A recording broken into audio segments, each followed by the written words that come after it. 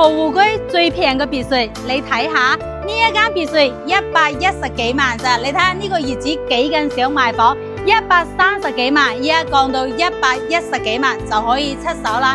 呢款別墅咧係港澳業主嘅，咁咧亦都係成新出售嘅。側邊花園呢度同樣你要自己裝修啦。咁咧裝一個長者房同埋洗手間，仲有一個廚房就 OK 啦。咁樣房咧定期做咗護理嘅，所以嘅話，如果你唔想裝修，呢間別墅係可以直接拎包入住嘅。房產證嘅面積98平方，麻雀雖小，5G齊全啦。咁樣呢啲咧都係保養得比較好嘅。2樓咧同樣係2間房同埋1個洗手間。我哋睇下3樓嘅情況先。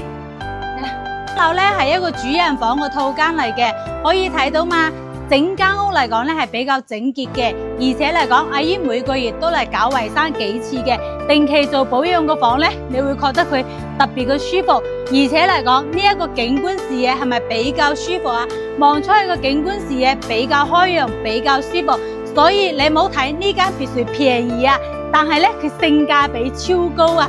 真係豪湖區入邊最平嘅一間別墅啦，因為佢真係可以拎包就入住啦，而且嚟講110幾萬就可以攞到嘅別墅，所以嘅話，如果話我哋喺度想質筍嘢，又唔想重新裝修，可能想花個3-2萬蚊就入住嘅話，你嗱嗱聲嚟睇呢一間啦。呢間別墅嘅話，首期15萬左右就可以攞到手啦，並且嚟講，邊個買到就係賺到。